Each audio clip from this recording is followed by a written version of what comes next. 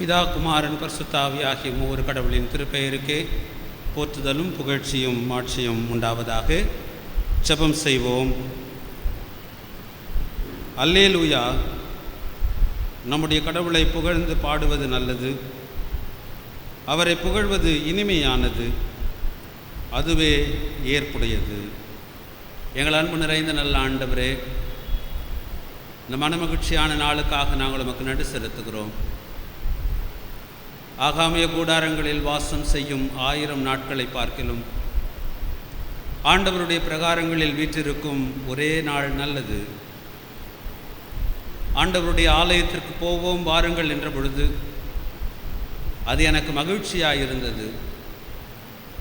ஆண்டவரே, உம்முடைய ஆலயத்தின் மகிமையை நாங்கள் உணரவும், ஆலயத்தின் வழியாக நீர் எங்களுக்கு அருளுகின்ற அருட்கொடைகளை எங்களுடைய வாழ்க்கையிலே அனுபவிக்கவும் நீர் தருகின்ற வாய்ப்புகளுக்காக நடு செலுத்துகின்றோம்.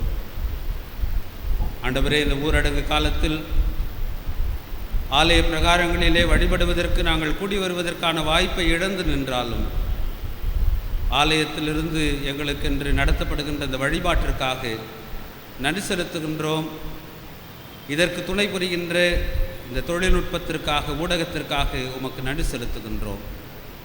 இந்த ஊடகத்தின் வழியாக நாங்கள் பல்வேறு இடங்களிலிருந்து இந்த வழிபாட்டிலே நாங்கள் இணைந்தாலும் இறை மக்களாக, உம்முடைய பிள்ளைகளாக, ஆவியானவருக்குள்ளாக ஒருங்கிணைக்கப்பட்ட உம்முடைய அருளிலே இந்த வழிபாட்டிலே நாங்கள் இணையும் பொழுது ஆலயத்தின் மகிமையையும் ஆலயத்தின் பிரசன்னத்தையும் எங்களுடைய வாழ்விலே நாங்கள் அனுபவிக்கும்படியாக, உணரும்படியாக நீர் கிருபை செய்ய வேண்டுமாய் ஜெபிக்கின்றோம். ஆண்டவருடைய ஆவியானவருடைய ஆளுகைக்கும் வழிநடத்தலுக்கும் இந்த வழிபாடு முழுவதும் நாங்கள் ஒப்புக் கொடுக்கின்றோம். இந்த வழிபாட்டின் வழியாக நாங்கள் உமக்குள்ளாக இருக்கின்ற உறவிலே மேம்படவும், எங்களுடைய சாட்சியிலும் எங்களுடைய பணிகளிலும் நாங்கள் வளர்ந்து பெருகவும் நீர் அருள் புரிய வேண்டுமாய் மன்றாடி உடைய கரத்தில் ஒப்புக் கொடுக்கிறோம். இந்த வழிபாட்டின் துவக்கம் முதல் நிறைவு மட்டும் நீர் பொறுப்பேற்றுக் கொள்ளும். எங்கள் ஆண்டவர் இயேசுவின் மூலமே வேண்டிக் கொள்கிறோம் நல்ல கடவுளே, ஆமீன்.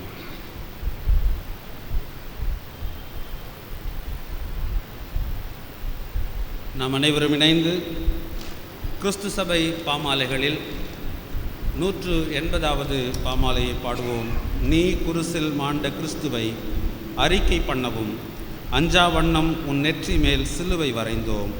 பாமாலை எண் 180.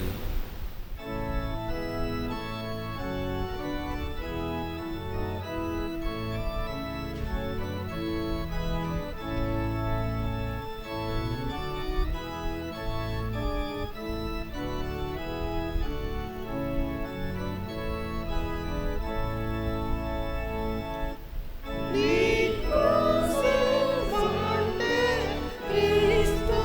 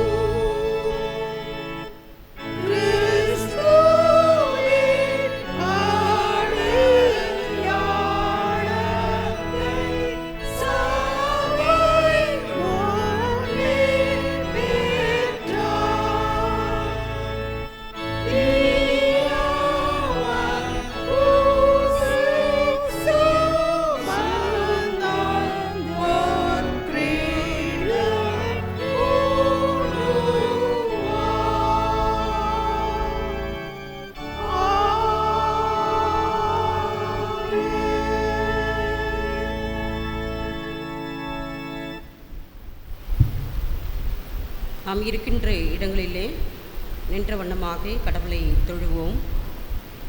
கடவுள் ஆவியாயிருக்கிறார். அவரை தொழுது கொள்கிறவர்கள் ஆவியோடும் உண்மையோடும் அவரை தொழுது கொள்ள வேண்டும். நம்முடைய பிதாவாகிய கடவுளாலும் கர்த்தராகிய இயேசு கிறிஸ்துவினாலும் உங்களுக்கு கிருபையும் சமாதானமும் உண்டாவதாக. இது கர்த்தர் உண்டு பண்ணின நாள், இதிலே களி கூர்ந்து மகிழ கடவோம். கடவுள் ஒளியாயிருக்கிறார். அவரில் எவ்வளவேனும் இருள் இல்லை. அவர் ஒளியில் இருக்கிறது போல நாமும் ஒளியிலே நடந்தால் ஒருவருக்கொருவர் ஐக்கியப்பட்டிருப்போம்.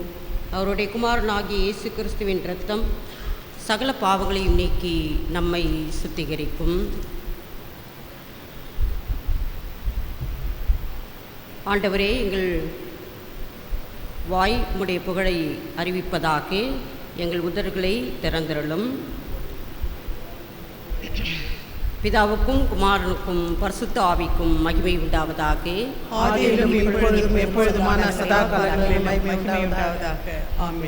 திரிய கடவுளை போற்றுவோம். எங்கள் தாய் தந்தையாம் கடவுளே, உமது வல்லமையாலும் ஞானத்தாலும் எல்லாவற்றையும் படைத்து உமது குமாரனை எங்கள் இரட்சகராக தரும்படி உலகத்தில் அன்பு கூர்ந்தீரே, உம்மை போற்றுகிறோம். குமாரனாம் கடவுளே, பாவத்தை தவிர்த்து எல்லாவற்றிலும் எங்களைப் போல் மனிதராகி எங்கள் பாவங்களுக்காக ஒப்பு கொடுக்கப்பட்டு எங்கள் நீதிக்காக உயிர் திரும்பியவரே, உம்மை போற்றுகிறோம். பரிசுத்த ஆவியராகி கடவுளே, எல்லா உண்மைக்குள்ளும் எங்களை வழிநடத்தி கடவுளின் அன்பை எங்கள் நெஞ்சில் பொழிகிறவரே, உம்மை போற்றுகிறோம். பிதா, குமாரன், பரிசுத்த ஆவியராகி கடவுளே, உமக்கே எக்காலமும் எல்லா புகழும் மகிமையும் உண்டாவதாக. ஆமென்.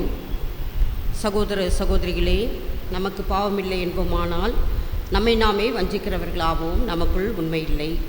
நமது பாவங்களை அறிக்கையிட்டால் பாவங்களை நமக்கு மன்னித்து எவ்வித அனிதும் நீங்க நம்மை சுத்திகரிப்பதற்கு அவர் நம்பத்தகுந்தவரும் நீதியும் உள்ளவர். நான் எழுந்து என் தகப்படத்திற்கு போய், தகப்பனே, பரத்துக்கு விரோதமாகவும் மது பார்வையிலும் பாவம் செய்தேன். இனி உம்முடைய மகன் மகள் என்று சொல்லப்படுவதற்கு நான் பாத்திரன் அல்ல. உம்முடைய கூலிக்காரர்கள் ஒருவராக என்னை வைத்துக்கொள்ளும் என்பேன். கடவுளின் அரசு சமீபித்திருக்கிறது. மனம் திரும்பி நற்செய்தியில் நம்பிக்கை வையுங்கள். நமது பலவீனங்களுக்காக பரிதபிக்க முடியாத பிரதான ஆசாரியர் நமக்கு இராமல் எல்லா விதத்திலும் நம்மை போல் சோதிக்கப்பட்டும் பாவமில்லாத பிரதான ஆசாரியரே நமக்கு இருக்கிறார். நாம் அமைதியாக இருக்கிற இடங்களிலே மௌனமாக அமர்ந்த நிலையிலே நம்மை நாம் சோதனை செய்வோம்.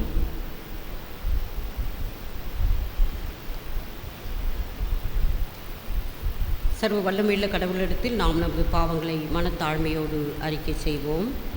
இரண்டாம் பாவ அறிக்கையின் ஜெபத்தை நாம் யாவரும் சேர்ந்து சொல்லுவோம்.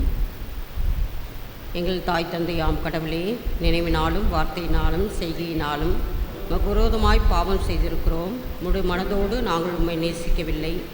எங்களிடத்தில் நாங்கள் அன்பு கூறுவது போல் அயலாரிடத்தில் நாங்கள் அன்பு கூறவில்லை. எங்கள் மேல் இரக்கமாயிருக்க உம்மை வேண்டிக் கொள்கிறோம். எங்கள் பாவ அழுக்கை நீக்கி எங்களை சுத்திகரியும். எங்கள் குற்றங்களை விட்டுவிட எங்களுக்கு உதவி புரியும். எங்கள் ஆண்டவர் இயேசு கிறிஸ்துவின் வழியாக வேண்டிக் கொள்கிறோம். ஆமேன். சர்வ வல்லமையும் மிகுந்த இரக்கமுள்ள ஆண்டவர் மன்னிப்பையும் பாவ நிவர்த்தியும் நமக்கு கட்டளையிட்டருளி வாழ்க்கையை சீர்படுத்துவதற்கான காலத்தையும் தமது பரிசுத்த ஆவியின் கிருபையையும் தேற்றுதலையும் தந்திருவாராக. ஆமேன். ஆண்டவரை துதியுங்கள். ஆண்டவர் நாமம் துதிக்கப்படுவதாக. திருமறை பாடங்கள் வாசிக்க கேட்போம். வேத பாடம் தீத்து 3ஆம் அதிகாரம் வசனங்கள் 1 முதல் 8 முடிய. நீ அவர்களுக்கு நினைவூட்ட வேண்டியவை தலைவர்களுக்கும் அதிகாரிகளுக்கும் அவர்கள் பணிந்து கீழ்ப்படிய வேண்டும். அனைத்து நற்செயல்களையும் செய்ய ஆயத்தமாய் இருக்க வேண்டும். எவரையும் பழித்துரைக்கலாகாது, சண்டையிடலாகாது. கனிந்த உள்ளத்தினராய் மக்கள் அனைவரோடும் நிறைந்த பணிவுடன் பழக வேண்டும். ஏனெனில் நாம் ஒரு காலத்தில் அறியாமையிலும் இருந்தோம், கீழ்ப்படியாமல் இருந்தோம், நெறி தவறி சென்றோம். தீய நாட்டங்களுக்கும் பல வகை சீற்றங்களுக்கும் அடிமைகளாய் இருந்தோம். தீமையிலும் பொறாமையிலும் உழன்றோம். காழ்ப்புணர்ச்சி கொண்டவராய் ஒருவர் மற்றவரை வெறுத்தோம். நம் மீட்பராம் கடவுளின் நன்மையும் மனிதநேயமும் வெளிப்பட்ட போது நாம் செய்த அருச்செயல்களை முன்னிட்டு அல்ல, மாறாக தம் இரக்கத்தை முன்னிட்டு புதுப்பிறப்பு அளிக்கும் நீரினாலும் புதுப்பிக்கும் தூய ஆவினாலும் கடவுள் நம்மை மீட்டார். அவர் தம் மீட்பராகிய இயேசு கிறிஸ்துவின் வழியாக தூய ஆவியை நம் மீது நிறைவாக பொழிந்தார். நாம் அவரது அருளால் அவருக்கு ஏற்புடையவர்களாகி நாம் எதிர்நோக்கி இருக்கும் நிலைவாழ்வை உரிமை பெறாக பெற்று பொருட்டே இவ்வாறு செய்தார். இக்கூற்று உண்மையானது. கடவுளிடம் நம்பிக்கை கொண்டவர்கள் நற்செயல்களை செய்ய கருத்தாய் இருக்கும்படி நீ வலியுறுத்த வேண்டும் என்பதே என் விருப்பம். இந்நற்செயல்களை செய்வதே முறையானது. இவை மக்களுக்கு பயன்படும். பாடம் முடிந்தது. வாசிக்கும்படியாக தெரிந்து கொள்ளப்பட்ட நற்செய்தி பகுதி பரிசுத்த யோவான் எழுதின நற்செய்தி நூல் 3ஆம் அதிகாரம் வசனங்கள் 1 முதல் 8 வரை. யோவான் எழுதிய நற்செய்தி நூல் 3ஆம் அதிகாரம் வசனங்கள் 1 8 வரை. பரிசேயர் ஒருவர் இருந்தார். அவர் பெயர் நிக்கதேம். அவர் யூத தலைவர்களுள் ஒருவர். அவர் ஒரு இரவில் இயேசுவிடம் வந்து, ரபி, நீர் கடவுளிடம் இருந்து வந்த போதகர் என்பதை நாங்கள் அறிவோம். கடவுள் தம்மோடு இருந்தாலன்றி நீர் செய்யும் இவ்வரும் அடையாளங்களை யாரும் செய்ய இயலாது என்றார். இயேசு அவரை பார்த்து, மறுபடியும் பிறந்தாலன்றி எவரும் இறையாட்சியை காண இயலாது என மிகவும் உறுதியாக உமக்கு சொல்லுகிறேன் என்றார். நிக்கதேம் அவரை நோக்கி, வயதான பின் ஒருவர் எப்படி பிறக்க முடியும்? அவர் மீண்டும் தாயின் வயிற்றில் புகுந்து பிறக்க முடியுமா என்று கேட்டார். இயேசு அவரை பார்த்து, ஒருவர் தண்ணீராலும் தூய ஆவியாலும் பிறந்தாலன்றி இறையாட்சிக்கு உட்பட இயலாது என்று மிக உறுதியாக உமக்கு சொல்லுகிறேன். மனிதரால் பிறப்பவர் மனித இயல்பை உடையவர், தூய ஆவியால் பிறப்பவர் தூய ஆவியின் இயல்பை உடையவர். நீங்கள் மறுபடியும் பிறக்க வேண்டும் என்று நான் உமக்கு கூறியது பற்றி நீர் வியப்படைய வேண்டாம். காற்று விரும்பிய திசையில் வீசுகிறது, அதன் ஓசை உமக்கு கேட்கிறது, ஆனால் அது எங்கிருந்து வருகிறது என்றும் எங்கு செல்கிறது என்றும் உமக்கு தெரியாது. தூய ஆவியால் பிறந்த அனைவருக்கும் இது பொருந்தும் என்றார் என்பதே வாசிக்கும்படியாக தெரிந்து கொள்ளப்பட்ட நற்செய்தி பகுதி வாசித்து முடிந்தாயிற்று. கிறிஸ்துவே எமக்கே ஸ்தோத்திரம் உண்டாவதாக. ஆமென். நாம் அனைவரும் மீண்டுமாக கிறிஸ்தவ கீர்த்தனைகளில் 251வது கீர்த்தனையை பாடுவோம். கீர்த்தனை எண் 251. ஞானஸ்நான மா ஞான திரவியமே திருநாமம் நீரோடு சேர், ஞானஸ்நான மா ஞான திரவியமே.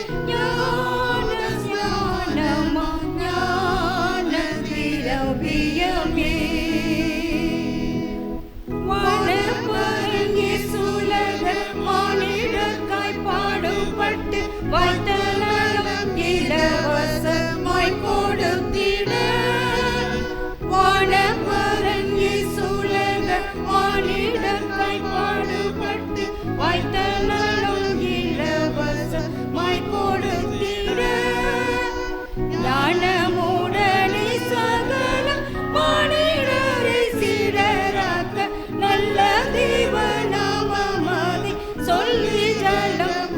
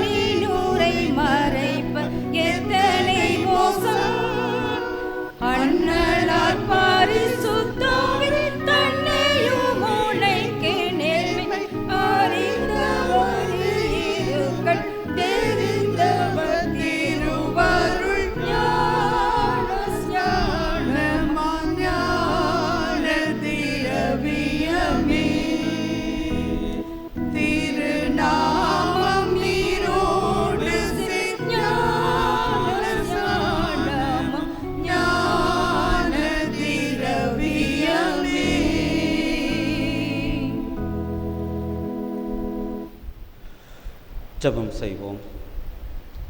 எங்கள் கண்மலையும் மீட்பெருமாகிய ஆண்டவரே, இப்பொழுதும் என் நாவின் சொற்களும் எங்கள் ஒவ்வொருவரது உள்ளத்தின் சிந்தனைகளும் குறிப்பாக திருமறையும் திருமறை அடிப்படையிலே எங்களுடைய நம்பிக்கையின் உண்மைகளையும் புரிந்து கொள்வதற்கு நாங்கள் எடுக்கின்ற எங்களுடைய முயற்சியும் உம்முடைய பார்வைக்கு பிரியமுள்ளதாக இருக்க துணை புரியும். எங்கள் ஆண்டவர் இயேசுவின் மூலமே வேண்டிக் கொள்கிறோம் நல்ல கடவுளே, ஆமென். ஆண்டவருக்குள் பிரியமானவர்களே, உங்கள் அனைவரையும் நமது ஆண்டவரும் இரட்சகரும் மீட்பரும் ஆகிய இயேசு கிறிஸ்துவின் ஒப்பற்ற திருப்பெயரில் அன்போடு கூட வாழ்த்துகிறோம். ஆலயத்திலிருந்து உங்களுக்கு ஸ்தோத்திரத்தையும் வணக்கத்தையும் ஆண்டவரின் நல்ல ஆசியையும் மகிழ்ச்சியோடு கூட தெரிவித்துக் கொள்கின்றோம். கடந்த சில வாரங்களாக நாம் தொடர்ந்து சாக்கிரமந்துகளை குறித்து சிந்தித்து வருகிறோம். ஒரு சில வாரங்களுக்கு முன்பதாக அருட்பொழிவு என்கின்ற சாக்கிரமந்தை குறித்து சிந்தித்தோம், சாக்ரமெண்ட் ஆஃப் ஆர்டினேஷன். கடந்த வாரத்தில் திருமணத்தை குறித்து தியானித்தோம், சாக்ரமெண்ட் ஆஃப் மேரேஜ். இன்றைய தினம் திருமுழுக்கு என்னும் சாக்கிரமந்து அல்லது திருமுழுக்கு என்கின்ற திருவருட்சாதனம் என்கின்ற தலைப்பின் அடிப்படையில் சிந்திப்பதற்காக நாம் அழைக்கப்பட்டிருக்கின்றோம். சாக்ரமெண்டம் என்று சொல்லப்படுகின்ற லத்தீன் மொழியிலிருந்து வருகின்ற வார்த்தை சாக்ரமெண்ட். தமிழிலே அதில் சாக்கிரமந்து என்றும், சரியாக சொல்ல வேண்டுமென்றால் திருவருட்சாதனம் என்றும் நாம் அதை அழைக்கின்றோம். அப்படி என்றால் என்ன? சாக்ரமெண்டம் என்று சொன்னால் தூய்மையாக்கப்படுவதற்காக ஒருவர் தன்னை ஒப்புக்கொடுப்பது, தூய்மையாகுதலின் முயற்சி, to be holy, to be consecrated. இப்படி மனித வாழ்க்கையிலே நம்முடைய வாழ்வு தூய்மை பெற வேண்டும் என்பதற்காக எடுக்கப்படுகின்ற அந்த முயற்சி, அந்த செயல்பாடு, அது சாக்ரமெண்ட் என்கின்ற வார்த்தையினாலே சொல்லப்படுகின்றது, உணரப்படுகின்றது. சாக்கிரமந்து என்பதற்கு மிக அழகான ஒரு விளக்கம் உண்டு, டெஃபினிஷன். ஆங்கிலத்தில் இப்படி சொல்வார்கள், sacrament is the outward and visible sign of inward and invisible grace of God. காண முடியாத அந்தரங்கமான மறைந்திருக்கின்ற இறை அருளை காணக்கூடிய வெளிப்படையான ஒரு அடையாளம்தான் சாக்கிரமந்து என்பது. திருச்சபையின் வாழ்க்கையிலே சாக்கிரமந்துகள் என்று சொல்லும் பொழுது பாரம்பரியமாக திருச்சபை சீர்திருத்தத்திற்கு முன்னதாக கத்தோலிக்க திருச்சபையிலும் பாரம்பரிய திருச்சபை, மரபு திருச்சபை என்று சொல்லப்படுகின்ற ஆர்த்தடாக்ஸ் திருச்சபைகளிலும் 7 வித்தியாசமான சாக்கிரமந்துகள் கடைபிடிக்கப்பட்டு வந்தன. அவைகள் திருமுழுக்கு, திருவிருந்து, திடப்படுத்துதல், திருமணம், அருட்பொழிவு, பாவ சங்கீர்த்தனம் என்று சொல்லப்படுகின்ற கன்ஃபெஷன்,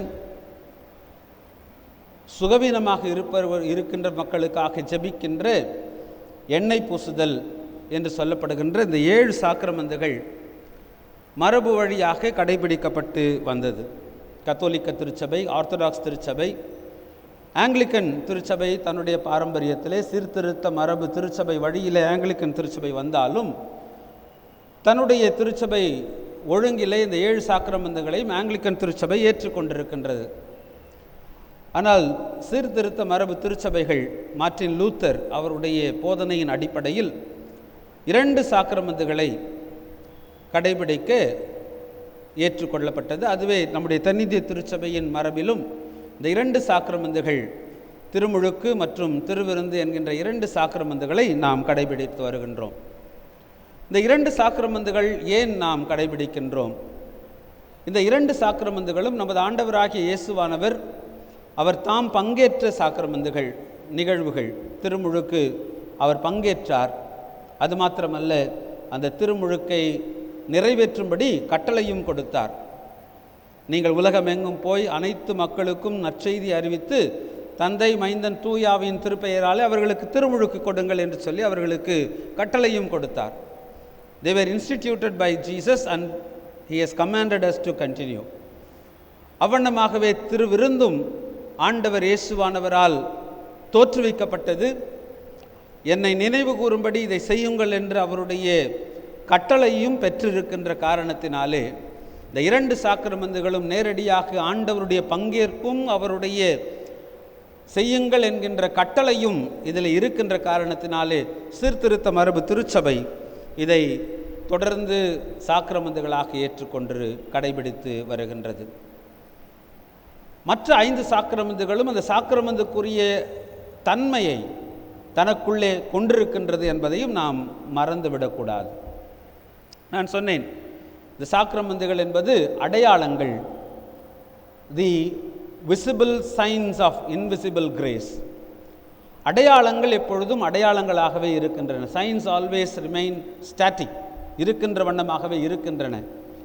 பல நேரங்களில் அடையாளங்களுக்கு முக்கியத்துவம் கொடுத்து அடையாளம் உணர்த்துகின்ற உண்மையை மறந்து போகின்ற அபாயம் காணப்படுவது உண்டு. சாலைகளிலே நமக்கு பல சிம்பல்ஸ், சைன்ஸ், அடையாளங்கள் இருக்கின்றன. அவைகள் நம்மை வழிகாட்டுகின்றன. உதாரணமாக ஒரு சிக்னல் போஸ்டில் நிற்கும் பொழுது அங்கு காணப்படுகின்ற சிக்னல் விளக்குகள், அவைகள் ஒரு அடையாளங்களாக இருக்கின்றன. அந்த அடையாளத்தை பின்பற்றி அது காட்டுகின்ற திசையிலே, அது சொல்லுகின்ற வழியிலே செல்வதற்கென்று நாம் எதிர்பார்க்கப்படுகின்றோம். அந்த அடையாளத்திலேயே நாம் நின்றுவிட முடியாது. You cannot just stand or stick on to the signs. We have to move on towards the direction where the sign points. இந்த அடையாளங்கள் காட்டுகின்ற திசையிலே நாம் பயணிக்க வேண்டியது அவசியமானது. சாக்கிரமந்துகள் நமக்கு அடையாளங்களாக இருக்கின்றன. அந்த அடையாளம் காட்டுகின்ற திசை இறைவனுடைய அருள். The outward sign of the inward grace of God. கடவுளுடைய அருளை, உள்ளார்ந்த அருளை பெறுவதற்கான வெளிப்படையான அடையாளங்களாக இந்த சாக்கிரமந்துகள் இருக்கின்றன. அப்படி என்றால் திருமுழுக்கு என்கின்ற இந்த சாக்கிரமந்தில் பயன்படுத்தப்படுகின்ற தண்ணீரும், இந்த திருமுழுக்கு என்கின்ற சாக்கிரமந்தில் பயன்படுத்தப்படுகின்ற அல்லது பின்பற்றப்படுகின்ற நடைமுறைகளும், அது தெளித்தலோ ஊற்றலோ அல்லது முழுகுதலோ, எப்படிப்பட்ட தண்ணீரில் எந்த இடத்தில், இவைகள் எல்லாம் வெற்று அடையாளங்களாக மாத்திரமே இருக்கின்றனவே ஒழிய அந்த நிகழ்வு ஒரு மனிதனை தூய்மைக்கு நேராகவும் இறை அருளுக்கு நேராகவும் இறை அருளை உணர்வதற்கு அவை உதவுவதில்லை. அவைகளை நம்பிக்கையின் அடிப்படையில் ஏற்றுக்கொள்ளும் பொழுது அந்த அருளை நாம் நம்முடைய வாழ்க்கையிலே அனுபவிக்கவும், அதன் வழியாக, இந்த அடையாளங்கள் வழியாக இறை அருள் நம்முடைய வாழ்க்கையிலே செயலாக்கம் பெறுவதற்கு துணை புரிகின்றது. அதனால்தான் மார்ட்டின் லூத்தர் சொல்லுகின்ற ஒன்று, நம்பிக்கையின் அடிப்படையில் இறைவனுடைய அருளால் நாம் மீட்கப்பட்டோம். இந்த இறை அருளை நம்முடைய நம்பிக்கையின் அடிப்படையில் நாம் நிறைவேற்றும் பொழுது இந்த அடையாளம் எதை சுட்டுகின்றதோ அது நம்முடைய வாழ்க்கையிலே அனுபவிப்பதற்கான சாத்தியக்கூறு அமைந்திருக்கின்றது. இன்றைக்கு திருச்சபை வாழ்க்கையில் இந்த திருமுழுக்கு என்பது திருச்சபையிலே பல பிரிவுகள் ஏற்படுவதற்கும் மக்கள் திசை திருப்பப்படுவதற்கும் அதிக காரணமாக அமைந்துவிட்ட ஒரு நிகழ்வாக இருந்து கொண்டிருக்கின்றது. எந்த திருமுழுக்கு சரியான திருமுழுக்கு? குழந்தை திருமுழுக்கா அல்லது வயது வந்தோர் திருமுழுக்கு சரியானதா? அதிலும் கொடுக்கப்படுகின்ற திருமுழுக்கின் முறை அது தெளித்தலா, ஊற்றலா, முழுகுதலா? பலரும் வேடிக்கையாக பல இந்த திருமுழுக்கிலே பங்கேற்பது உண்டு. எப்படி? தென்னிந்திய திருச்சபை போன்ற பாரம்பரிய திருச்சபைகளிலே தெளிப்பு ஞானஸ்நானம் குழந்தை பருவத்தில் கொடுத்ததினாலே அது செல்லாது, இறையரசுக்கு செல்வதற்கு, பரலோகத்துக்கு போகிறதுக்கு அது செல்லாது என்பதற்காக ஒரு முழுக்கு ஞானஸ்நானம். அந்த முழுக்கு ஞானஸ்நானமும் தொட்டியில் எடுக்கிறதா அல்லது மிகப்பெரிய நீர்நிலைகளிலே எடுக்கிறதா? அதிலும் ஓடுகின்ற நீர்நிலையா அல்லது ஏரி போன்று, அது குளம் போன்று தேங்கி இருக்கின்ற நீர்நிலையா? இப்படி பல நிலைகளிலே பல திருமுழுக்கு எடுத்த கிறிஸ்தவர்களும் இன்றைக்கு நம்மளுக்கு கிறிஸ்தவ சமுதாயத்திலே இருந்து கொண்டுதான் இருக்கின்றார்கள். இவைகளெல்லாம் நமக்கு எதை எச்சரிப்புக்கு உட்படுத்துகின்றது என்று சொன்னால், இவைகளெல்லாம் இந்த சடங்கில் நாம் நம்பிக்கை வைப்பதினாலே இப்படிப்பட்ட போதனைகள் வரும் பொழுது அலசடிப்படுகின்ற கிறிஸ்தவர்களாக நாம் காணப்படுகின்றோம். தண்ணீர் தெளிக்கப்படுவதோ ஊற்றப்படுவதோ தண்ணீரிலே மூழ்கி எழுவதோ ஒரு சடங்காக சம்பிரதாயமாகத்தான் இருக்கிறதே ஒழிய அதற்கு மேல் கடவுளுடைய அருளும் அதை நம்பிக்கையோடு கூட கடவுளுடைய அருளை ஏற்றுக்கொள்ளுகின்ற மனிதனுடைய விசுவாசமும் தான் இந்த திருமுழுக்கு எதற்காக அருளப்படுகின்றதோ அதனுடைய முக்கியத்துவத்தையும் அதனுடைய அனுபவத்தையும் நமக்கு அருளக்கூடியதாக இருக்கின்றது. இதை நாம் முதலாவதாக அடிப்படையிலே உணர்ந்து கொள்ள அழைக்கப்படுகின்றோம். 3 குறிப்புகளை சுருக்கமாக இந்த திருமுழுக்கு சார்ந்து உங்களோடு கூட பகிர்ந்து கொண்டு நிறைவு செய்ய விரும்புகின்றேன். முதலாவதாக, திருமுழுக்கு என்பது மீட்பின் அல்லது ரட்சிப்பின் திருவருட்சாதனம். Baptism is a sacrament of salvation or sacrament towards new life. புதிய வாழ்வின், ரட்சிப்பின், மீட்பின் திருவருட்சாதனமாக திருமுழுக்கு இருக்கின்றது. நாம் வாசிக்க கேட்ட யோவான் நற்செய்தி நூல் 3ஆம் அதிகாரம் 1 முதல் வருகின்ற பகுதி நமக்கு நன்கு அறிந்த ஒரு பகுதி. நிக்கோதேமு என்று சொல்லப்படுகின்ற யூத சமயத்தில் மிகவும் ஒரு பிரசித்தி பெற்ற ஒரு நபர். யூத சமயத்தினுடைய மிக முக்கியமான அவையாக இருக்கின்ற உயர் அதிகாரம் படைத்த அமைப்பாக இருக்கின்ற சனகரிம் சங்கத்தின் உறுப்பினராக இருக்கின்றவர். பரிசேயர், நன்கு கற்று அறிந்தவர், ஒரு தனித்துவமிக்க ஒரு மனிதர். இவர் ஆண்டவராகிய இயேசுவை சந்திக்கும்படியாக வருகின்றார். நமக்கு திருமறையிலே நற்செய்திகளிலே வாசிக்கும் பொழுது தெரியும், பரிசேயருக்கும் ஆண்டவருக்கும் இருந்த முரண்பாடுகள், மோதல்கள் பல இடங்களிலே. ஆனால் அப்படிப்பட்ட ஒரு சூழ்நிலையில் இந்த நிக்கோதேமு ஆண்டவருடைய இறைத்தன்மையை ஏற்றுக்கொண்டவராக இருக்கின்றார். அவர் வந்து சொல்லுகின்ற அறிக்கைகள், நீர் கடவுளிடமிருந்து வந்தவர் என்பதை நாங்கள் அறிவோம். கடவுளுடைய அருள் இல்லாமல், அவருடைய துணை இல்லாமல் நீர் செய்கின்ற செயல்களை ஒருவரும் செய்ய முடியாது. கடவுள் தம்மோடு இருந்தாலன்றி நீர் செய்யும் இவ்வரும் அடையாளங்களை யாரும் செய்ய இயலாது. எனவே ஆண்டவருடைய இறைத்தன்மையையும் அவருடைய செயல்களையும் முற்றிலுமாக அவருடைய பணியையும் அங்கீகரித்த ஒரு மனிதராக நிக்கோதேமு காணப்படுகின்றார். அவருக்கும் ஆண்டவருக்கும் இடையே நடைபெறுகின்ற இந்த உரையாடலிலே மிக முக்கியமாக வருவது மறுபடியும் பிறக்க வேண்டும், நீங்கள் மீண்டும் பிறக்க வேண்டும். இயேசு அவரை பார்த்து 3ஆம் வசனத்திலே மறுபடியும் பிறந்தாலன்றி எவரும் இறையாட்சியை காண இயலாது என மிக உறுதியாக உமக்கு சொல்லுகிறேன் என்று சொன்னார். இதை சொன்னவுடனே நிக்கோதேமுக்கும் ஆண்டவருக்கும் இடையே ஒரு உரையாடல் நடைபெறுகின்றது. இது எப்படி சாத்தியம்? அவர் லிட்ரலாக எப்படி ஒரு மனிதன் வயது வளர்ந்த பிறகு தன் தாயின் கருவிலே சென்று மீண்டும் பிறக்க முடியும்? அப்பொழுது ஆண்டவர் சொல்லுகின்றார், அதற்கு வேறு விளக்கத்தை கொடுக்கின்றார். அந்த விளக்கங்களுக்குள் செல்லாமல் ஒரு வசனத்தை மாத்திரம் சுட்டி காண்பிக்க விரும்புகின்றேன். 6ஆம் வசனம், ஆண்டவர் அவரிடத்தில் சொல்லுகின்றார், மனிதரால் பிறப்பவர் மனித இயல்பை உடையவர், தூய ஆவியால் பிறப்பவர் தூய ஆவியின் இயல்பை உடையவர். இந்த திருமுழுக்கு என்பது ஒரு மனிதனுடைய வாழ்க்கையில், அதுவும் குறிப்பாக ஒரு கிறிஸ்தவ விசுவாசியினுடைய வாழ்க்கையை 2ஆக பிரிக்கின்றது. ஒன்று, திருமுழுக்குக்கு முன்பு இருக்கின்ற ஒரு வாழ்க்கை, திருமுழுக்கு பின்னர் வருகின்ற ஒரு வாழ்க்கை. இந்த திருமுழுக்கு முன்பு இருக்கின்ற வாழ்க்கையை மனித இயல்புக்குரிய வாழ்க்கையாக சுட்டி காண்பிக்கின்றார். இந்த திருமுழுக்கு ஒரு மனிதனுடைய வாழ்க்கையில் ஏற்படுத்துகின்ற மாற்றம் ஆவிக்குள்ளான மனிதனாக, ஆவியின் பிறப்பவர் தூய ஆவியின் இயல்பை உடையவராக காணப்படுகின்றார். பவுலடிகளார் இதை குறித்து ரொம்ப அதிகமாக பேசுவார். மனித இயல்பு ஊனியல்பின்படி வாழுகின்றவர்கள், ஆவியின் இயல்பின்படி வாழுகின்றவர்கள். இந்த பட்டியல்களை எல்லாம் பார்க்கும் பொழுது மனித இயல்பின்படி வாழுகின்ற வாழ்க்கை எப்படிப்பட்டது என்றால், மனித சிந்தனைகளுக்கு உட்பட்ட வாழ்க்கை, மனித எண்ணங்களுக்கு உட்பட்ட வாழ்க்கை, மனித நாட்டங்களுக்கும் விருப்பங்களுக்கும் உட்பட்ட ஒரு வாழ்க்கை. இதை பவுலின் தீத்து நிருபம் 3ஆம் அதிகாரம் இன்றைக்கு நமக்கு வாசிக்க கேட்ட நிருப பகுதியிலே 1 முதல் 8 வசனங்களில் அவர் இப்படி பட்டியலிடுகின்றார். மனித இயல்பின்படி வாழுகின்ற வாழ்க்கையிலே அவர் சொல்லி காட்டுவது 2ஆம் வசனத்திலிருந்து, எவரையும் பழித்துரைக்கலாகாது, சண்டையிடலாகாது, கனிந்த உள்ளத்தினராய் மக்கள் அனைவரோடும் நிறைந்த பணிவுடன் பழக வேண்டும்.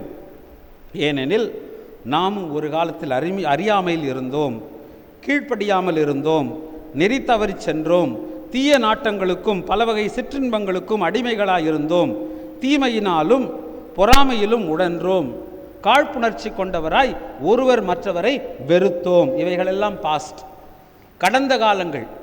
மனிதனுடைய வாழ்க்கையிலே, ஒரு விசுவாசியினுடைய வாழ்க்கையிலே கடந்த கால அனுபவங்கள்.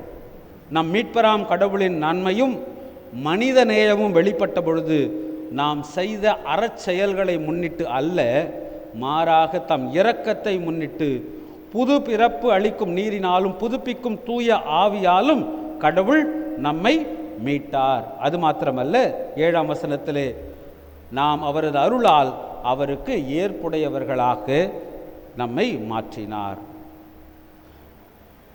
8ஆம் வசனத்திலே கடவுளின் நம்பிக்கை கொண்டவர்கள் நற்செயல்களை செய்ய கருத்தாய் இருக்கும்படி இவற்றை நீ வலியுறுத்த வேண்டும். திருமுழுக்கின் வழியாக மனித வாழ்க்கை புதுப்பிக்கப்படுகின்றது. மனித வாழ்க்கையில் மனித இயல்புகளுக்கு ஏற்ப, இப்பொழுது படித்தோம் அல்லவா பட்டியல், அந்த பட்டியல் போன்றிருக்கின்ற வாழ்க்கை நெறிமுறைகளை களைந்து கிறிஸ்துவின் அருளால், இது மனித முயற்சியினால் உண்டாவதல்ல, கிறிஸ்துவின் அருளால், அதையும் சொல்லுகின்றார், நாம் செய்த அறச்செயல்களை முன்னிட்டு அல்ல, மாறாக தம் இரக்கத்தை முன்னிட்டு. அதான் சொன்ன பை கிரேஸ், இறை அருளால், இறை இரக்கத்தை முன்னிட்டு புது பிறப்பு அளிக்கும் நீரினாலும் புதுப்பிக்கும் தூய ஆவியினாலும் கடவுள் நம்மை மீட்டெடுத்தார். எனவே திருமுழுக்கு என்பது நம்முடைய வாழ்க்கையிலே தனி மனித ஒழுக்கத்தை, சுய ஒழுக்கத்தை, தனி மனித மேம்பாட்டை அடையாளப்படுத்தி அதை நிலைநிறுத்தக்கூடிய ஒன்றாக காணப்படுகின்றது. தனி மனித ஒழுக்கத்தையும் தனி மனித மனமாற்றத்தையும் திருமுழுக்கின் வழியாக நாம் பெற்றுக்கொள்ளுகின்றோம். அதனால்தான் ஆண்டவராகிய இயேசுவானவர் மனம் திரும்புங்கள், விண்ணரசு நெருங்கி வந்து விட்டது, மனம் திரும்புங்கள், பரலோக ராஜ்யம் சமீபமாயிருக்கிறது என்று சொல்லி ஆண்டவர் முழக்கமிட்டால், யோவான் ஸ்நானகர், முழுக்கு முனிவர், ஞானஸ்நானம் கொடுத்தவர், லூக்கா 3ஆம் அதிகாரம் 3ஆம் வசனத்தில் பாவ மன்னிப்பு அடைய மனம் மாறி திருமுழுக்கு பெறுங்கள். இந்த திருமுழுக்கு மனம் மாற்றத்தையும், மனமாற்றம் என்பது வாழ்க்கையை சீர்படுத்தி கொள்வது, put the life into straight, ஒரு ஒழுங்கு கொண்டு வந்து நிலைநிறுத்துகின்ற ஒன்றாக சொல்லப்படுகின்றது. வீட்டிலே நீங்கள் தொடர்ந்து வாசித்து பாருங்கள். லூக்கா 3ஆம் அதிகாரம் 10ஆம் வசனம் முதல் 14ஆம் வசனம் வரை வருகின்ற அந்த பகுதியிலே முழுக்கு முனிவர் யோவானிடத்தில் மக்கள் வந்து கேட்கிறார்கள், நாங்கள் என்ன செய்ய வேண்டும்? ஒவ்வொரு இடத்திலும் அவர் சொல்லுகின்றார், நீங்கள் செய்ய வேண்டியது இது. இவைகள் எல்லாம் எதை சுட்டி காண்பிக்கின்றது என்றால், உங்களுடைய வாழ்க்கையை நீங்கள் சீர்படுத்தி கொள்ளுங்கள், மேக் யுவர் லைஃப் ஸ்ட்ரைட். எனவே ஆண்டவருக்குள் பிரியமானவர்களே, திருமுழுக்கு பெற்ற நாம் ஒருவேளை குழந்தை பருவத்திலோ அல்லது வயது வந்த நிலையிலோ தெளிப்பிலோ அல்லது முழுக்கிலோ ஏதோ ஒரு விதத்தில் திருச்சபையிலே ஏற்றுக்கொள்ளப்பட்ட நாம் திருமுழுக்கின் வழியாக நாம் உட்படுத்தப்பட்டிருக்கின்றோம். தெரிந்து செய்தோமோ தெரியாமல் செய்தோமோ இவைகளெல்லாம் ஒரு புறம் இருக்கட்டும், இவைகளெல்லாம் நமக்கு திருமுழுக்கு நமக்கு நிறைவேற்றப்பட்டிருக்கின்ற காரணத்தினாலே நாம் வாழ்க்கையை சீர்படுத்தி கொள்ளுகின்ற மக்களாக இருக்க அழைக்கப்படுகின்றோம். தனி மனித ஒழுக்கம், தனி மனித சீர்படுதல், அந்த மீட்பின் அடையாளமாக சாக்கிரமந்தாக இந்த திருமுழுக்கு இருக்கின்றது. அதுதான் நமக்கு மீட்பை பெற்றுத்தரக்கூடியது. இது தனி மனித மீட்பு என்றும் சொல்லலாம். ஒவ்வொரு தனி மனிதனுடைய மீட்பும் ஒரு சமூகத்தினுடைய மீட்புக்கு வழிநடத்தக்கூடிய ஒன்றாகவும் இருக்கலாம். அதற்கு திருமுழுக்கு ஒரு முக்கியமான ஒரு அடையாளமாக இருக்கின்றது. இரண்டாவதாக, திருமுழுக்கு it's a sacrament of new relationship. புதிய உறவுக்கான சாக்கிரமெந்து இந்த திருமுழுக்கு என்பது. மனித வாழ்க்கை அறநிலை சார்ந்த வாழ்க்கை மாத்திரமல்ல. தனி மனித ஒழுக்கத்தை மாத்திரம் நாம் கடைபிடித்து விட்டால் தனி மனித ஒழுக்கத்திலே நாம் சீராக இருந்து விட்டால் மாத்திரம் இந்த கிறிஸ்தவ வாழ்க்கை முழுமை பெற்றுவிட முடியாது. நம்முடைய வாழ்க்கை எப்பொழுதுமே பிறரோடு கூட இணைந்த ஒன்றாக இருக்கின்றது. Our life is connected with our society, our community, the people around us. நம்மை சுற்றி இருக்கின்ற மக்களோடு கூட அது இணைந்திருக்கின்றது. மனித வாழ்க்கையின் அறநிலை எப்பொழுதுமே சமூகத்தை பாதிக்கின்றது. நம்ம ரொம்ப நல்லவங்களாக இருந்தோம்னாக்க நம்ம சுற்றி இருக்கின்ற சமூகம் நல்ல ஒரு சமூகமாக இருக்கும். நம்முடைய செயல்பாடுகள் தீமை நிறைந்த செயல்பாடுகளாக இருக்கும் என்று சொன்னால் நம்மை சுற்றி இருக்கின்ற அமைப்பும் அப்படிப்பட்ட ஒரு பாதிப்பை, தாக்கத்தை நம் மூலமாக பெற்றுவிடுவதற்கு வாய்ப்பு இருக்கின்றது. எனவே தனி மனித ஒழுக்கம் என்பது சமூக ஒழுக்கத்திற்கு வழிவகுக்கின்றது. தனி மனித ஒழுக்கம் சமூக ஒழுக்கத்தை கட்டி எழுப்பக்கூடியதாக இருக்கின்றது. அது மாத்திரமல்ல, நான் தனி மனித ஒழுக்கம் என்பது பிறருடைய வாழ்வுக்கு அது உத்தரவாதமுடையதாகவும் இருக்கின்றது.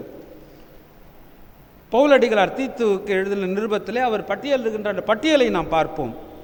கீழ்ப்படியாமல் இருந்தோம், நெறி தவறி சென்றோம், தீய நாட்டங்களுக்கும் பலவை சிற்றின்பங்களுக்கும் அடிமைகளாக இருந்தோம், தீமையினாலும் பொறாமையினாலும் உழன்றோம், காழ்ப்புணர்ச்சி கொண்டவராய் ஒருவர் மற்றவரை வெறுத்தோம். இந்த எல்லாமே நம்முடைய வாழ்க்கை பிறரோடு கூட இருக்கின்ற அந்த உறவு நிலைகளிலே வெளிப்படக்கூடிய பண்புகள். காழ்ப்புணர்ச்சி, வெறுப்பு, பொறாமை, இவைகளெல்லாம் நம்மில் நாமே ஏற்படுத்தி கொள்ளுகின்ற ஒன்று அல்ல. It is not self inflictive. எனக்கு நானே பொறாமை கொள்ள முடியாது, எனக்கு நானே எனக்குள் காழ்ப்புணர்ச்சி கொள்ள முடியாது. என்னுடைய காழ்ப்புணர்ச்சியும் என்னுடைய பொறாமையும் எனக்கு பிறரோடு கூட இருக்கின்ற உறவு சார்ந்துதான் அது வெளிப்படக்கூடிய ஒரு பண்பாக இருக்கின்றது. அப்படி என்றால் நான் அறநிலை சார்ந்து ஒழுக்கமுள்ளவனாக நற்பண்புகள் உடையவனாக வாழுகிறேன் என்று சொன்னால் அது இந்த சமூகத்திலே இருக்கின்ற பிறரையும் அது பிறரை தாக்குகின்றதாகவும் பிறருடைய நல்வாழ்வுக்கும் அது வழிவகுக்கக்கூடியதாகவும் இருக்கின்றது. அது மாத்திரமல்ல, நம்முடைய திருச்சபைகளிலே இந்த திருமுழுக்கு எதற்காக நிறைவேற்றப்படுகின்றது? குழந்தையில் ஞானஸ்நானம் கொடுத்து பேர் வைக்கிறோம். ஆனால் அது மாத்திரமல்ல, இந்த திருமுழுக்கின் மூலமாக அந்த குழந்தையை திருச்சபையின் ஐக்கியத்திலே ஏற்றுக்கொள்கிறோம். எனவே தான் திருமுழுக்கு என்கின்ற சாக்கிரமம் நிறைவேற்றப்படும் பொழுது குழந்தையோ அல்லது பெரியவர்களோ அவர்களை மேல் தண்ணீரை அவர்களுக்கு அளித்து முழுக்கியோ அல்லது தெளித்தோ மிக முக்கியமான ஒரு அடையாளம் அங்கே நிறைவேற்றப்படுகிறது. இவருடைய நெற்றியிலே சிலுவையின் அடையாளத்தை வரைந்து திருச்சபையின் ஐக்கியத்திற்குள் இவரை ஏற்றுக்கொள்ளுகின்றோம். சிலுவையின் அடையாளத்தை வரைந்து திருச்சபை ஐக்கியத்திற்குள் இவரை சேர்த்துக் கொள்ளும். அப்படி என்றால் திருமுழுக்கினுடைய மிக முக்கியமான ஒரு நோக்கம் திருச்சபையின் வாழ்வுக்குள்ளாக ஐக்கியத்திற்குள்ளாக ஒருவரை ஏற்றுக்கொள்வது. இந்த திருச்சபையின் வாழ்வு என்பது கிறிஸ்துவின் திருவுடலாக இருக்கின்ற திருச்சபை. இந்த கிறிஸ்துவின் திருவுடலாக இருக்கின்ற திருச்சபையிலே பிரிவினைகளுக்கோ பிளவுகளுக்கோ ஏற்றத்தாழ்வுகளுக்கோ இடமில்லாத ஒரு அமைப்பாகிய இந்த திருச்சபை, உறவுகளால் நிறைந்திருக்கின்ற திருச்சபை, ஏற்றத்தாழ்வுகள் இல்லாத சமத்துவம் நிறைந்த ஒரு திருச்சபை. இந்த திருச்சபையின் நல்லுறவுக்குள்ளாக ஐக்கியத்திற்குள்ளாக ஏற்றுக்கொள்வது, இதை தான் நாம் புது உறவு என்று சொல்லுகின்றோம். திருச்சபைக்கு வெளியிலே அவரவர் வித்தியாசமான அடையாளங்களோடு கூட இருக்கின்றோம். இந்த சமூகத்தில் நமக்கு இருக்கின்ற பணிகள் பொறுப்புகள் சார்ந்து ஒரு படிநிலை அமைப்பிலே நாம் இருக்கலாம். ஆனால் சபைக்குள்ளே வரும் பொழுது, திருவிருந்திற்கென்று நாம் முழங்காற்படியிடும் பொழுது, அங்கே யாராக இருந்தாலும் நாம் அனைவரும் ஆண்டவருக்குள் சகோதரரும் சகோதரியுமாக ஒரு குடும்பமாக ஒரு புதிய உறவை அனுபவிக்கின்ற ஒரு நிலையிலே நாம் அங்கே திருவிருந்திலே பங்கேற்கின்றோம், திருச்சபையிலே இருக்கின்றோம். எனவே இந்த திருச்சபை ஒரு புது உறவின் சமூகமாக, ஐக்கியத்தின் ஒரு சமூகமாக இருக்கின்றது. அடுத்தபடியாக இந்த புது உறவு என்பது திருமுழுக்கின் வழியாக நமக்கு கிடைக்கின்றது. திருமுழுக்கு திருச்சபையிலே ஏற்றுக்கொள்வதற்கு ஒரு அடையாளம். இந்த திருச்சபையிலே ஏற்றுக்கொள்வதற்காக இந்த திருமுழுக்கை பயன்படுத்துதல் என்பது ஏதோ கிறிஸ்தவம் சார்ந்தது மாத்திரமல்ல, இதற்கு முன்னோடியாக இருக்கிற யூத சமயத்திலும் யூதர் அல்லாத ஒருவர் யூத சமயத்தை தழுவும் பொழுது அவர்களுக்கு இந்த திருமுழுக்கு என்கின்ற ஒரு சடங்கு நிறைவேற்றப்படும். அது மாத்திரமல்ல, இந்த திருமுழுக்கு என்கின்ற சடங்கு நிறைவேற்றப்படுவதோடு கூட அவர்களுக்கு செய்யக்கூடிய இன்னொரு முக்கியமான சடங்கு விருத்த சேதனம். விருத்த சேதனம் என்ற சடங்கும் திருமுழுக்கு என்கின்ற சடங்கும் அது வேறு விதத்தில் நிறைவேற்றப்படும். அதையெல்லாம் இப்பொழுது விவரிப்பதற்கு நமக்கு நேரமில்லை.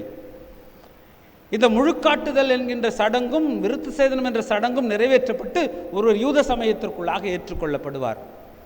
விருத்த சேதனம் யாருக்கு நிறைவேற்றப்படும்? அதில் பங்கேற்கக்கூடியவர்கள் ஆண்கள் மாத்திரமே இருப்பார்கள். ஒரு ஆண் விருத்த சேதனத்தின் மூலமாக யூத சமயத்தை தழுவினார் என்று சொன்னால் அமைதியாக எந்த கேள்வியும் உத்தரவாதமும் அளிக்காமல் மற்ற அவருடைய குடும்பத்தின் மக்கள் அனைவரும் யூத சமயத்திற்கு சேர்ந்தாக வேண்டும். ஆண்ட்ரோசென்ட்ரிக் சொசைட்டி, ஆணாதிக்க சமுதாயம். எனவே ஆண்கள் எந்த நிலைக்கு வருகின்றார்களோ அதை அப்படியே தழுவிக்கொள்ள வேண்டியது தான் அவர்களுடைய பொறுப்பு.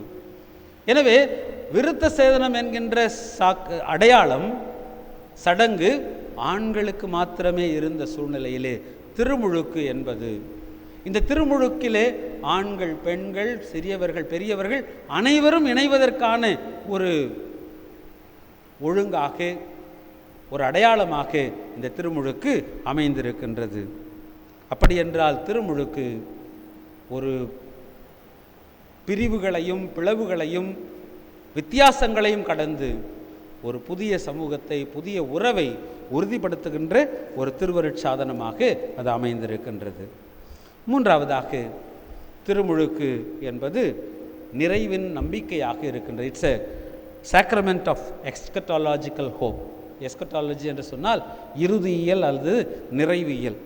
இந்த வார்த்தையை பார்த்து பயந்துட வேண்டாம். நாம் வழக்கமாக நம்புகின்ற சொல்லுகின்றது இறை அரசு, நிலை வாழ்வு, நித்திய ஜீவன், இறை ஆட்சி, பரலோக ராஜ்யம், இவற்றை முன்னிறுத்துகின்றது. ஆண்டவராகிய இயேசுவானவர் நிக்கோதேமினிடத்தில் பேசும்பொழுது யோவான் நற்செய்தி நூல் 3ஆம் அதிகாரம் 5ஆம் வசனத்திலே நிக்கோதேமியை பார்த்து சொல்லுகின்றார். இயேசு அவரை பார்த்து, ஒருவர் தண்ணீராலும் தூய ஆவியாலும் பிறந்தால் அன்றி இறை ஆட்சிக்கு உட்பட இயலாது. மீண்டும் 15ஆம் வசனம் 16ஆம் வசனத்திலே, அப்போது அவரிடம் நம்பிக்கை கொள்ளும் அனைவரும் நிலை வாழ்வு பெறுவர். தம் ஒரே மகன் மீது நம்பிக்கை கொள்ளும் எவரும் அழியாமல் நிலை வாழ்வு பெறும் பொருட்டு அந்த மகனையே அளிக்கும் அளவுக்கு கடவுள் உலகின் மேல் அன்பு கூர்ந்தார். தேவன் தம்முடைய ஒரே பேரான குமாரனை விசுவாசிக்கிற எவரும் கெட்டு போகாமல் அவரை தந்தருள் இவ்வளவாய் உலகத்தில் அன்பு கூர்ந்தார், நிலை வாழ்வை பெறும் பொருட்டு. தீத்து 3ஆம் அதிகாரம் 7ஆம் வசனத்தில், நாம் எதிர்நோக்கி இருக்கும் நிலை வாழ்வை உரிமை பேராக பெறும் பொருட்டே கிறிஸ்து இவ்வாறு செய்தார். அப்படி என்றால் இந்த திருமுழுக்கிலே நமக்கு அருளப்படுகின்ற ஒரு மிக முக்கியமான வாக்குத்தத்தம் என்னவென்றால், திருமுழுக்கின் வழியாக நாம் நித்திய ஜீவனை பெற்றுக்கொள்ளுகின்றோம். நித்திய ஜீவனை நாம் திருமுழுக்கு என்கின்ற அந்த சடங்கு அல்லது அந்த நிகழ்வின் மூலமாக மாத்திரமல்ல, இதற்கு முன்பு நாம் சிந்தித்த 2 குறிப்புகளும் இந்த நிலை வாழ்வை நாம் பெறுவதற்கு வழிகாட்டிகளாக இருக்கின்ற தனி மனித அறம் சார்ந்தது. Experiencing of salvation through personal discipline, personal morality. தனி மனித ஒழுக்கம், தனி மனித நீதியின் மூலமாக வருகின்ற மீட்பை சுதந்திரித்துக் கொள்வது, திருச்சபை ஐக்கியத்தின் மூலமாக வருகின்ற புது உறவை உண்மையாக அனுபவிப்பது, இந்த 2ம் நிலை வாழ்வை நமக்கு உறுதிப்படுத்தக்கூடியவைகளாக இருக்கின்றன. பல நேரங்களிலே நிலை வாழ்வு, நித்திய ஜீவன் என்று சொல்லும் பொழுது நம்முடைய இந்த உலக வாழ்க்கைக்கு பின்பு நாம் அனுபவிக்கக்கூடிய அனுபவமாக நாம் அதனை சிந்திப்பது உண்டு. மரணத்திற்கு பின்பு நாம் அனுபவிக்கின்ற ஒரு அனுபவம் இல்லை. இந்த நித்திய ஜீவன் என்பது அங்கே முழுமை பெறுகிறது. ஆனால் அது துவக்கம் பெறுகின்ற இடம் இந்த உலகத்திலே நாம் வாழுகின்ற வாழ்க்கை. இன்னும் சரியாக சொல்ல வேண்டும் என்றால், என்றைக்கு நாம் திருமுழுக்கிலே நம்மை இணைத்து கொள்ளுகின்றோமோ அன்றைக்கு நாம் இறையரசின் மக்களாக, நிலை வாழ்வுக்கென்று நிச்சயிக்கப்பட்ட மக்களாக நாம் நிலைநிறுத்தப்படுகின்றோம். We begin to live as the people of eternity. We begin to live as the people of the kingdom of God or the reign of God. எனவே திருமுழுக்கு என்கின்ற நிகழ்வு ஏதோ ஒரு பெயர் சூட்டுகின்ற ஒரு நிகழ்வோ அல்லது ஒருவரை கிறிஸ்தவத்திற்கு மாற்றுகின்ற ஒரு சடங்கோ அல்ல. மாறாக இந்த உலகத்திலே இறைவனுடைய அருளை நாம் அனுபவித்து திருச்சபை உறவை நாம் கொண்டாடி இறையரசின் மக்களாக நம்பிக்கையோடும் எதிர்நோக்கோடும் இந்த உலகத்தில் வாழுகின்ற வாழ்க்கையை நாம் தொடருவதற்கும் நிலைநிறுத்திக் கொள்வதற்கும் நமக்கு உதவி செய்கின்ற ஒரு சாக்கிரமந்தாக திருமுழுக்கு இருக்கின்றது. திருமுழுக்கு எப்படி நமக்கு நிறைவேற்றப்பட்டது என்பதை குறித்து நாம் ஒருபொழுதும் கவலை அச்சப்பட தேவையில்லை. நம்பிக்கையின் அடிப்படையிலே நாம் திருமுழுக்கை பெறுகின்றோம். திருமுழுக்கு என்கின்ற நிகழ்வு நம்மை பரிசுத்தப்படுத்துவதில்லை, அந்த நம்பிக்கை கடவுளுடைய கிருபையின் வழியாக நம்மை தூய்மைப்படுத்துகின்றது. இந்த திருமுழுக்கு திருச்சபை என்கின்ற கிறிஸ்துவின் திருவுடலிலே நம்மை ஐக்கியப்படுத்துகின்றது. இந்த உலகத்திலே நாம் நம்பிக்கையோடு கூட எதிர்நோக்கோடு கூட உண்மையோடு வாழ்வதற்கு திருமுழுக்கு நம்மை ஆற்றல் படுத்துகின்றது, வலிமையூட்டுகின்றது. இந்த நிலையிலே, இந்த நம்பிக்கையிலே நாம் வளர்ந்து பெருகுவதற்கு தொடர்ந்து தூய ஆவியானவர் நமக்கு கிருபை செய்வாராக. ஆமேன்.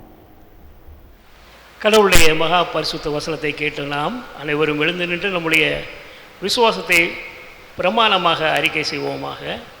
அனைவரும் இணைந்து சொல்வோம். வானத்தையும் பூமியும் படைத்த சர்வ வல்லமையுள்ள பிதாவாகிய தேவனை விசுவாசிக்கிறேன். அவருடைய ஒரே குமாரனாகிய நம்முடைய நாதர் இயேசு கிறிஸ்துவை விசுவாசிக்கிறேன். அவர் பரிசுத்த ஆவியினாலே கன்னிமரியாதத்தில் உற்பவித்து பிறந்தார். பொந்து பிலாத்தின் காலத்தில் பாடுபட்டு சிலுவையில் அறையுண்டு மரித்து அடக்கம் பண்ணப்பட்டு பாதாளத்தில் இறங்கினார். 3ஆம் நாள் மரித்தோர்ந்து எழுந்தருளினார்.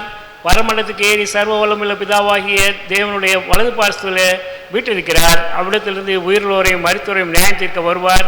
பரிசுத்த ஆவியையும் விசுவாசிக்கிறேன். பொதுவாக இருக்கிற பரிசுத்த சபையும் பரிசுத்தவானுடைய ஐக்கியமும் பாவ மன்னிப்பும் சரீரம் உயிர்த்தெழுதலும் நித்திய ஜீவனும் உண்டென்று விசுவாசிக்கிறேன். ஆமேன். அறிவிப்புகள் வாசிக்க கேட்போம். இன்று இந்த ஆராதனையில் காணொளி மூலம் கலந்து கொள்ளும் அனைவருக்கும் ஆண்டவராகிய இயேசு கிறிஸ்து நாமத்தில் திருச்சபையின் சார்பாக வாழ்த்துதல்களை தெரிவித்துக் கொள்கிறோம். இன்று அதாவது 16/8/2020 முதல் ஒவ்வொரு ஞாயிற்றுக்கிழமையும் காலை 11 மணிக்கு இணையதளத்தின் வழியாக ஞாயிறு பள்ளி ஜெனரல் செஷன் நடைபெறும். மாலை 4 மணிக்கு ஜூம் ஆப் மூலம் ஞாயிறு பள்ளி வகுப்புகள் நடைபெறும் என்பதை தெரிவித்துக் கொள்கிறோம். பெற்றோர்கள் தங்கள் பிள்ளைகளை ஊக்குவிக்கும்படி கேட்டுக்கொள்ளப்படுகிறீர்கள். சென்னை பேராயத்திலிருந்து வந்துள்ள அறிக்கைகள். CSI Kalyani college of nursing, CSI Kalyani multi speciality ஹாஸ்பிட்டலில் 3 years diploma in general nursing and midwifery course, 4 years BSc nursing course in English for girls only. CSI Rainy Multi Speciality Hospital 3 years diploma in general nursing and midwifery course for unmarried women only. CSI Kalyani Multi Speciality Hospital BSc in medical laboratory technology, diploma BSc in radiology and imaging technology, diploma BSc in optometry technology and CMAI allied health diploma course. CSI Bishop Newbegin College of Education Mylapuril BAd degree course. CSI EWAT Women's Christian College Melrosa Purathil MA English, MCom, BSc Computer Science, BA English, BCom, BSc Microbiology, BSc Mathematics, BSc Home Science Clinical Nutrition and Dietetics, BCom Information System and Management படிப்பிற்கான சேர்க்கை விண்ணப்பங்கள் வரவேற்கப்படுகின்றன. மேலும் விவரங்களுக்கு அறிவிப்பு பலகையை பார்க்கவும். நமது ஆலயத்தில் சென்ற கல்வி ஆண்டில் 10வது மற்றும் 12வது வகுப்பு தேர்வுகளில் முதல் 3 இடத்தை பெற்ற மாணவ மாணவியருக்கு மெரிட் பிரைஸ் வழங்கப்படும் மற்றும் 60 விழுக்காடு மதிப்பெண்கள் பெற்ற மாணவர்களுக்கு ஆலயத்திலிருந்து பிரைஸ் வழங்கப்படும். இதற்கான விண்ணப்ப படிவத்தை ஆலயத்தில் பெற்று விண்ணப்ப படிவத்துடன் மதிப்பெண்கள் பட்டியலின் நகலையும் இணைத்து ஆலய அலுவலகத்தில் சேர்ப்பிக்குமாறு கேட்டுக்கொள்ளப்படுகிறீர்கள். பூர்த்தி செய்த விண்ணப்பங்கள் பெற கடைசி நாள் 31/8/2020. 2020ஆம் ஆண்டிற்கான பள்ளி மற்றும் கல்லூரி கல்வி உதவித்தொகை வேண்டுவோர் அதற்கான விண்ணப்பங்களை ஆலய அலுவலகத்தில் பெற்று பூர்த்தி செய்து கேட்கப்பட்டுள்ள படிவங்களை இணைத்து 31/8/2020க்குள் ஆலய அலுவலகத்தில் சேர்ப்பிக்குமாறு கேட்டுக்கொள்ளப்படுகிறீர்கள்.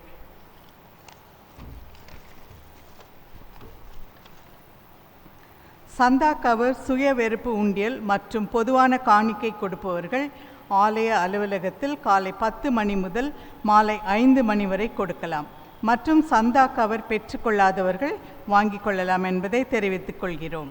மார்ச் மாதம் சந்தா நிலுவை உள்ளவர்கள் உடனடியாக செலுத்தும்படி கேட்டுக்கொள்ளப்படுகிறீர்கள். மேலும் நேரில் வர இயலாதவர்கள் மணி ஆர்டர் மூலமாக அல்லது காசோலைகளை தபால் வழியிலோ செலுத்தலாம் என்பதை தெரிவித்துக் கொள்கிறோம்.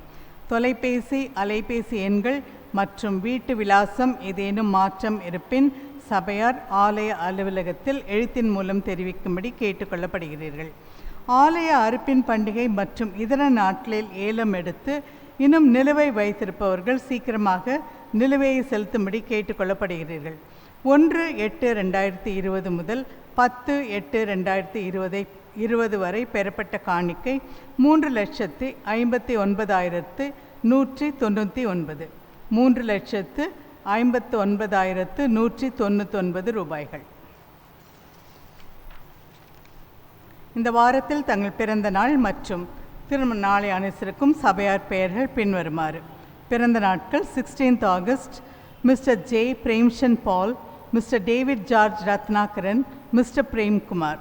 17th August Mrs S Princy Rachel, Miss J Joshna Deborah, Mr Schweitzer Samuel Sundar, Miss Priscilla Bhanupriya, Mrs Priscilla, Mrs M Mary Subeela, Mr S Abhishek.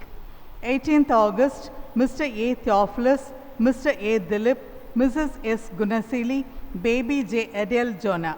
19th August Mr. M. Michael, Mrs. Neela Ravinder, Mr. R. Costa Robinson, Mr. R. M. Peter Solomon, Mr. D. Thomas, Mrs. L. Esther Jasmal, Mr. P. Jeffen Raj.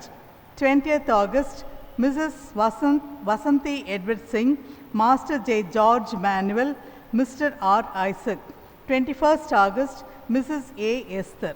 22nd August Mr. D. Reuben, Miss V. Charlene Seraphin, Mrs. Vanilla Evangeline, Mr. R. I. Dayabaran, Mrs. D. Usha Dorothy, Mrs. C.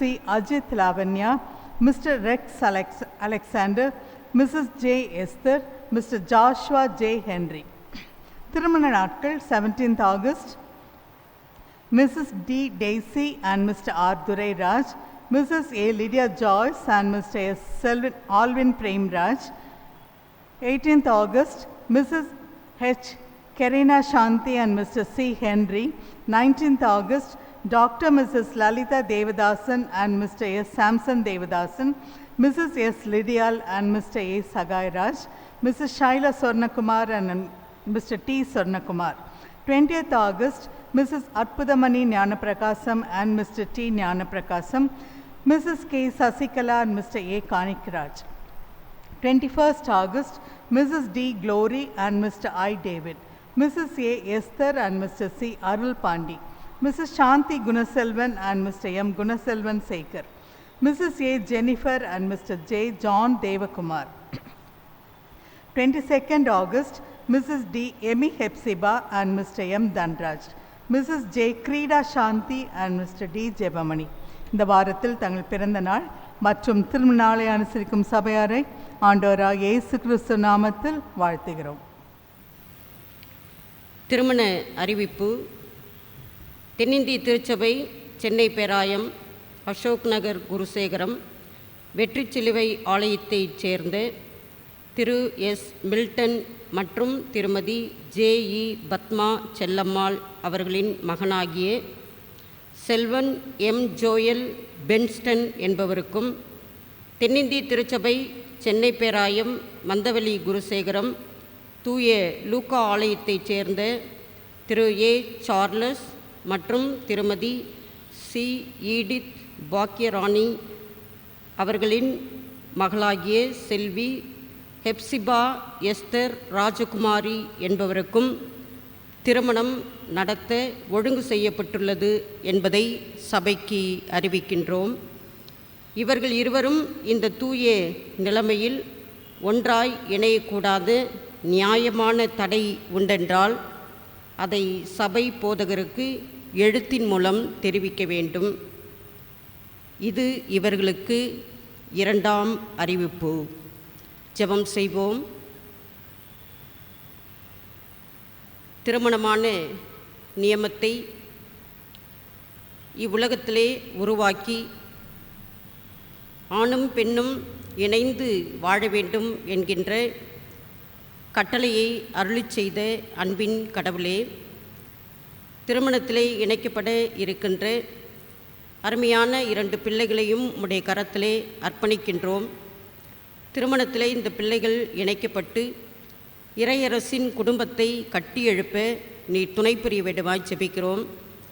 திருமணத்திலே நீரே பிரசன்னராக இருந்து பிள்ளைகளை இணைத்து உம்முடைய கிருபையினாலே இந்த பிள்ளைகள் வாழ்ந்து உமக்குரிய பிள்ளைகளாக இவ்வுலகத்திலே பணி செய்வதற்கு நீர் உதவி புரிய வேண்டுமாய் மன்றாடுகிறோம். திருமணத்திற்காக குடும்பமாக எடுத்துக்கொள்ளுகின்ற எல்லா முயற்சியிலும் உம்முடைய கிருபை தொடர்ந்து இருந்து வழிநடத்த வேண்டுமாய் மன்றாடுகிறோம். திருமணத்திற்காக பிள்ளைகளை உடல் அளவிலும் ஆன்மாவிலும் மனதிலும் இந்த பிள்ளைகளை நீர் பக்குவப்படுத்த வேண்டுமாய் மன்றாடுகிறோம். உம்முடைய பாதுகாப்புக்கும் உம்முடைய பேரன்பிற்கும் தாழ்த்தி அர்ப்பணிக்கிறோம். இயேசுவின் மூலம் வேண்டிக் கொள்கிறோம் நல்ல கடவுளே, ஆமேன்.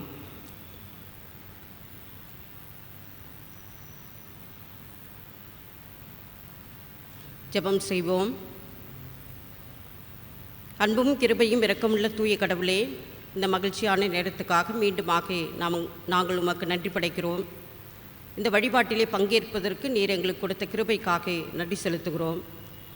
சென்ற வாரம் முழுவதும் நீர் எங்களை பாதுகாத்து பராமரித்து வழிநடத்தி மற்றும் ஒரு வாரத்தை நாங்கள் காண்பதற்கு நீர் கொடுத்த கிருபைக்காக நன்றி செலுத்துகிறோம், உம்மை போற்றுகிறோம்.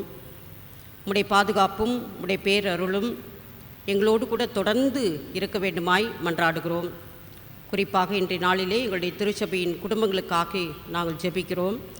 குடும்பங்களை தொடர்ந்து நீர் வழிநடத்தி பாதுகாத்து பத்திரப்படுத்தி உம்முடைய கிருபையினாலே ஒவ்வொரு நாளும் நல்ல சுகத்தையும் பலத்தையும் ஒவ்வொருவரும் பெற்றுக்கொள்ள அருள் புரிய வேண்டுமாய் மன்றாடி உம்முடைய கரத்திலே அர்ப்பணிக்கிறோம்.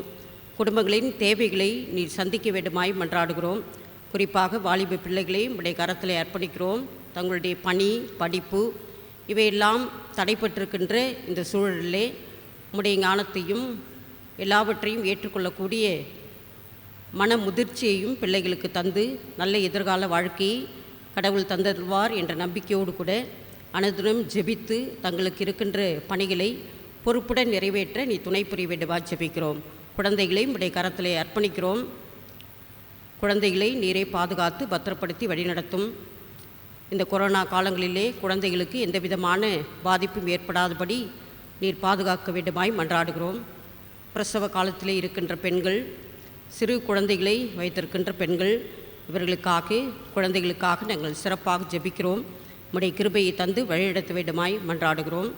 வேலை வாய்ப்பின்றி இருக்கின்ற வாலிப பிள்ளைகளுக்காக நாங்கள் ஜெபிக்கிறோம். உம்முடைய கிருபையை நீ தந்து வேலை வாய்ப்பை பெற்றுக்கொள்ள உதவி புரியும். பல்வேறு வியாபாரத்தில் ஈடுபட்டிருக்கின்ற மக்களுக்காக நாங்கள் ஜெபிக்கிறோம். கடை வைத்திருக்கிறவர்கள், தனியாக பிஸ்னஸில் ஈடுபட்டிருக்கிறவர்கள், இவர்களுக்காக நாங்கள் ஜெபிக்கிறோம். ஆண்டவரே, தங்களுடைய வியாபாரத்தை நல்ல முறையில் நடத்துவதற்கு அனைத்து சூழலையும் நீர் உருவாக்கி தர வேண்டுமாய் மன்றாடுகிறோம். குறிப்பாக சுகவீனமாக இருக்கின்ற மக்களை உம்முடைய கரத்தில் அர்ப்பணிக்கிறோம். நல்ல சுகத்தை ஒரு நாளும் அவர்கள் பெற்றுக்கொள்ள நீ துணை புரிய வேண்டுமாய் மன்றாடுகிறோம். எங்களுடைய நாட்டிற்காக நாங்கள் மன்றாடுகிறோம். நாட்டிலே இந்த கொரோனா தொற்று குறைந்து வருவதற்காக நாங்கள் உமக்கு நன்றி படைக்கிறோம். தொடர்ந்து விரைவிலே தடுப்பு மருந்துகள் கண்டுபிடிக்கப்பட்டு அது அனைவருக்கும் கிடைக்கப்பட்டு இந்த கொரோனா முற்றிலுமாக நீக்கப்பட நாங்கள் அனைவரும் ஒன்று கூடி இம்மை துதிப்பதற்கு நீ துணை புரிய வேண்டுமாய் ஜெபிக்கிறோம். ஆண்டவரே, பல இடங்களிலே மாநிலங்களிலே அதிகமான வெள்ளப்பெருக்கு நிமித்தமாக மழையின் நிமித்தமாக பல்வேறு சேதங்கள், உயிர் சேதங்கள் ஏற்பட்டிருக்கிறது என்பதை மிகவும் கவலையோடு உம்முடைய சமூகத்திலே அறிக்கையிட்டு அவருடைய குடும்பத்திற்கு ஆறுதலையும் சமாதானத்தையும் நீர் தர வேண்டுமாய் தயவாய் மன்றாடுகிறோம்.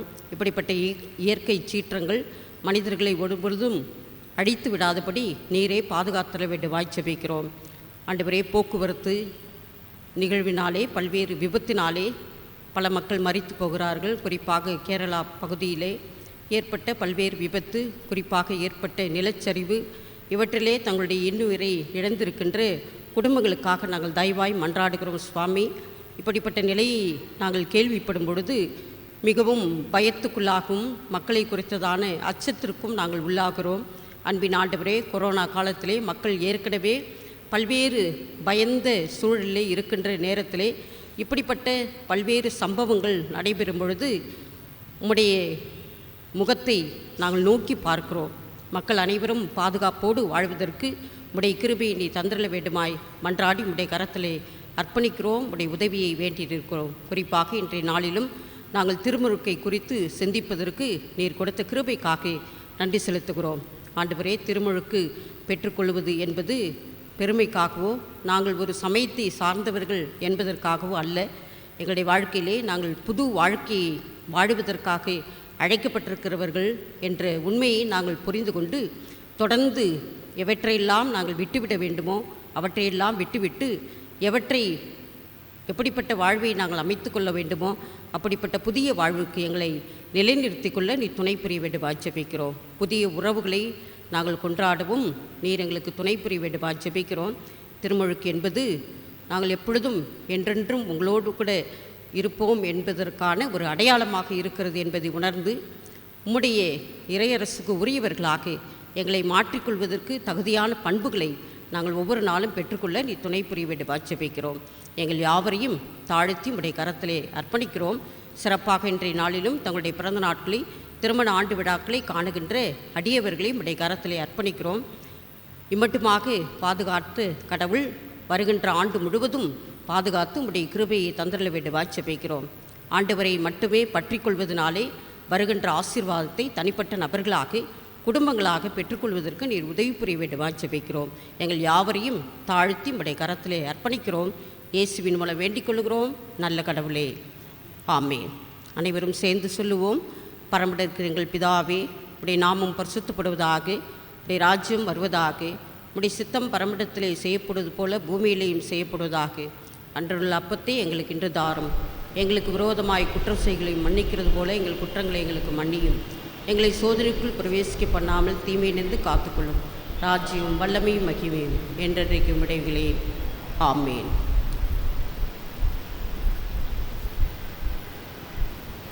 ஆண்டவருடைய கிருபையுள்ள இரக்கத்திற்கும் பாதுகாப்புக்கும் பராமரிப்புக்கும் வழிநடத்தலுக்கும் நம் அனைவரையும் அர்ப்பணிப்போம். நம்முடைய ஆண்டவராகிய இயேசு கிறிஸ்துவின் கிருபையும் தாயும் தந்தையும் ஆகிய கடவுளுடைய அன்பும் தூய ஆவியானுடைய கூட்டுறவும் நம் அனைவரோடும் இன்றும் என்றும் சதா காலமும் தங்கியிருப்பதாக.